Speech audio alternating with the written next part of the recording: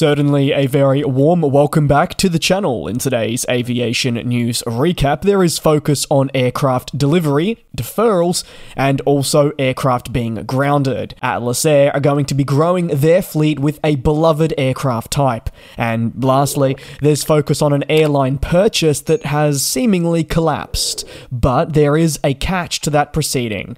Let me begin with JetBlue, who are continuing to battle aircraft groundings, which has certainly been a prevalent feature of the airline's performance across recent years, and they've really also struggled to perform at what they would probably describe to you as the most optimal nature. And while most airlines would share a similar stance, each for different reasons.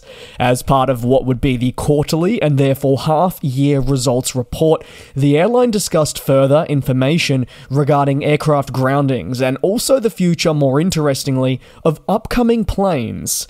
Future deliveries across the JetBlue fleet are going to be delayed, with the US company deferring deliveries of 44 new aircraft from Airbus in, you guessed it, the single-aisle A321neo family.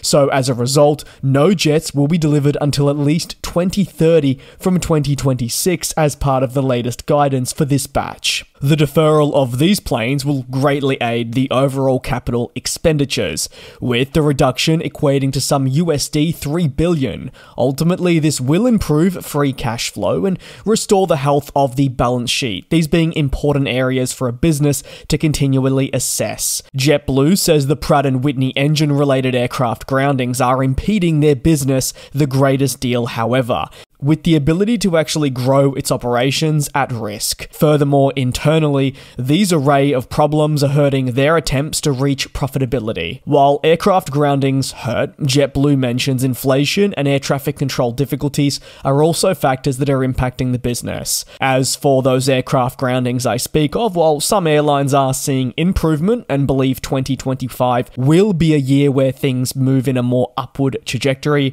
for JetBlue, they're expecting 2025 to still be tough. There's just so much uncertainty with regard to these engines and when they'll be available for, say, replacement, inspection, and so many other key elements. You don't need me to tell you twice, but running an airline involves many difficulties, and while this has always been a consistent factor, airlines are, you'd argue, feeling the heat more now than ever, and it's been a very tough last 4 years.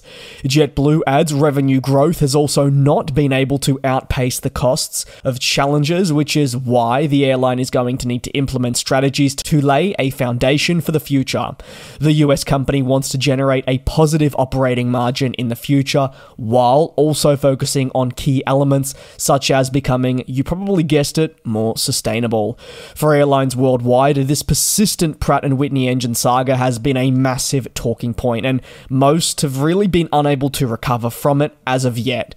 So as a result, airlines have been left scrambling, with the operational impact varying and this trickling down to finances.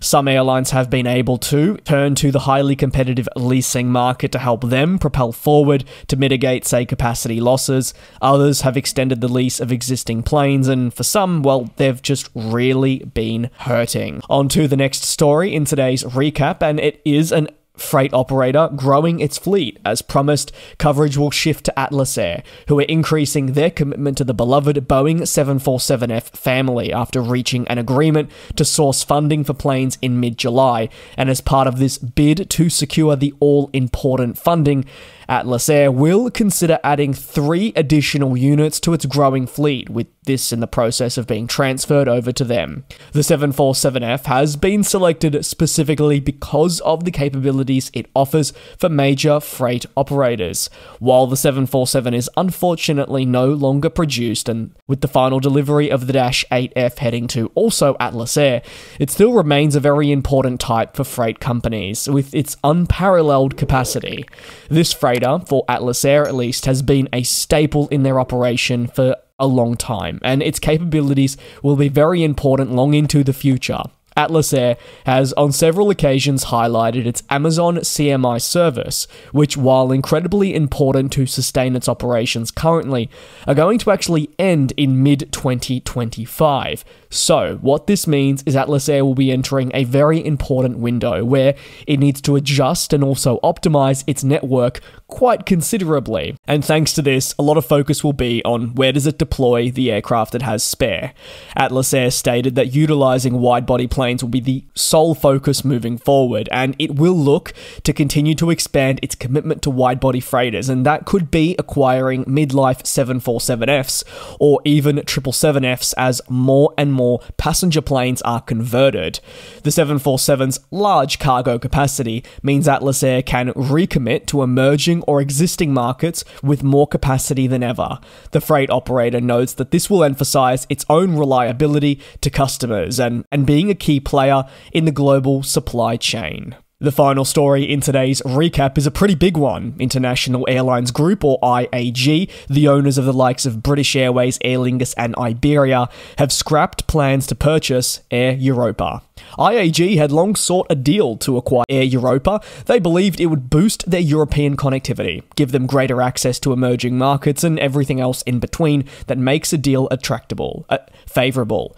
These takeover plans are part of the region's consolidation efforts, with IAG competing, remember, with several other leading airline groups. The termination of a proposed takeover follows what they describe as a complex regulatory environment, which causes considerable concerns and also lacks a clear pathway for eventual success. Unfortunately, the process of purchasing an airline has greater roadblocks than just the terms of the respective deal. The process is a long-winded one, and ultimately one of the greatest hurdles is regulatory approval for such a deal. This approval I speak of will only come following strict principles that will not falter despite any circumstances, and as part of the review, the regulator in question will examine the overall impact of such a proposed takeover, purchase, merger, or collaboration, and whether this will negatively affect things such as competition, passengers, and more. If all these factors are examined and the results are to be positive, the deal will likely move towards the next stages and will be inclined to be formally approved. However, in many cases, these regulatory studies will reveal things that need to be changed or are too worrying to allow that to proceed. There were considerable concerns, however, regarding the deal between IAG and Air Europa. The European Commission had clarified that they believed an acquisition would reduce competition, therefore impacting customers, airfares, and much more. Ultimately, many onlookers, however, believed the EU would continue to push to block the deal, regardless of terms being adjusted, and that's why this doesn't necessarily come as a shock by any means, and IAG pushing through with this could be viewed as a waste of resources. Maybe there are better options, and that is exactly where IAG are looking to head, with some interest in TAP from Portugal as a new acquisition, and they know they'll still have to get the same regulatory approval, but maybe they'll be able to work through this a little bit better. And when you've got analysts also arguing that TAP may just be the greater option, it seems to be maybe a best case scenario that the Air Europa deal has collapsed. That'll conclude today's aviation recap. Let me know your thoughts down below in the comments. Thanks a lot for watching, and I'll see you tomorrow for your latest industry news. And we'll fly.